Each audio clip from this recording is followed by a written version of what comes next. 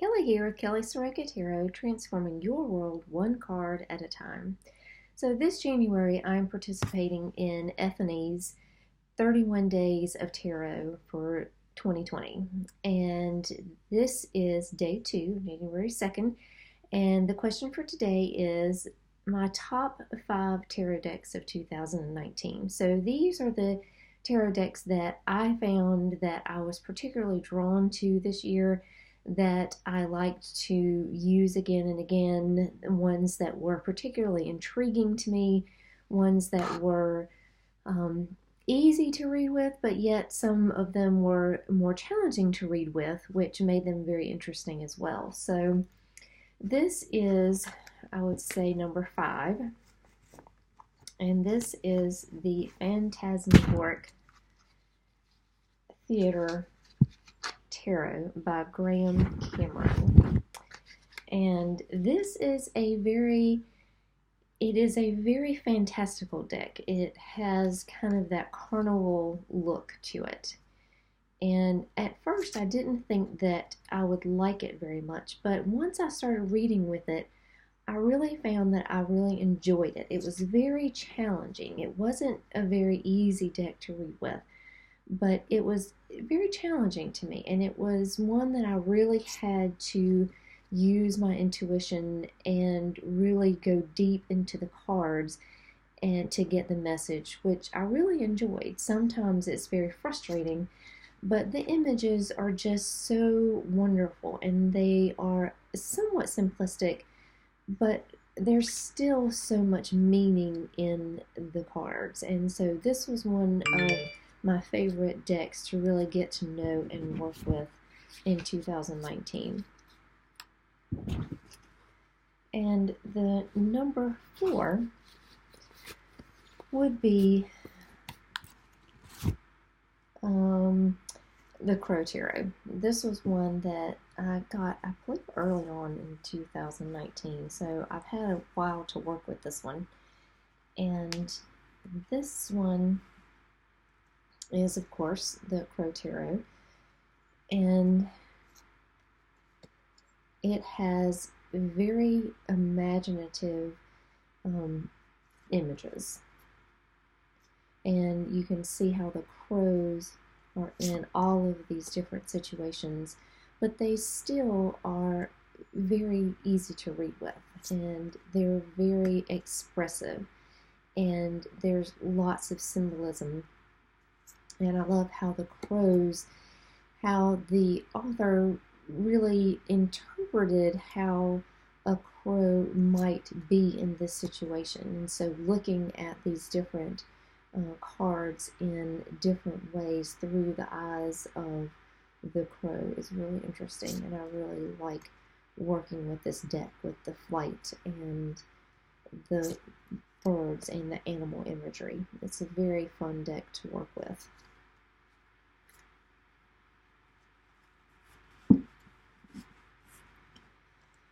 So number 3 would be the Japaridze Tarot, and this one I had seen on the internet many times, and was not able to find it. And I think it is out of print right now, but is being reprinted, I think maybe in this coming year.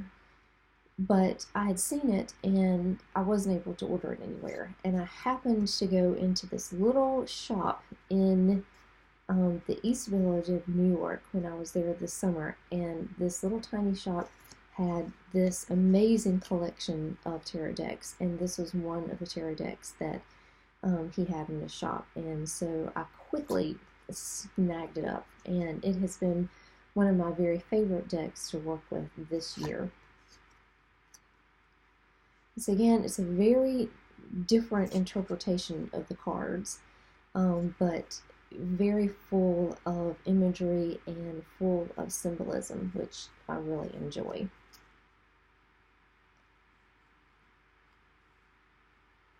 And my number 2 deck is the Dark Mansion Tarot. And this one is a very popular deck, I think, and it's just wonderful. It's just a fun deck to work with. The characters have so much character. The images are, the cards are large, and so the images have lots of detail, and they're just really fun cards to work with. And I have turned back to this deck time and time again during the year as I have gotten to know it better and better, and using it for readings. It's just a fun deck to work with. And so this is my number 2, the Dark Mansions Tarot.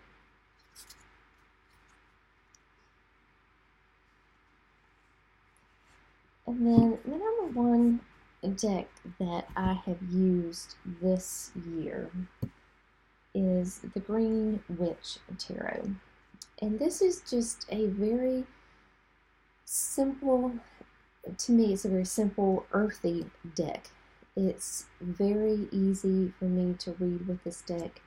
I just really connect with the images. I think just because the images are so full of life, and there's flowers and landscapes and people and animals, and the cards are just full of just life. And so I feel like whenever I need a deck that I can just really connect to, that I can look at the cards and just get instant messages, and ones that I just enjoy, just looking at the cards and going through the cards and looking at them and seeing the symbolism, because you can see something different every time you go through these cards. There's just so much in the cards. So this is the deck that I tend to go to when I tend to go to very often when I want a very easy reading, when I want something that cards that I can really connect to very easily. And so this is the Green Witch Tarot. So those are my 5 decks, the ones that I really enjoyed working with over this year and really enjoyed getting to know. They were really fun. They all have very different personalities, which is fun. And the Green Witch is one that to me was very easy to work with. And the Phantasmagoric Theater deck was one that was very challenging to work with, but they all have their ways that I could connect with them, and I really enjoyed getting to know them and using them in different ways, using them for myself, using them for readings, using them for study. Some of them I used in study as well. So they're all great decks, and I will of course link all the places that you can find the decks below. And if you would like to get a reading from me, I'll also link my information down below. And again, this is the 31 Days of Tarot, and you can find the original post on Ethony's page, which I'll link also.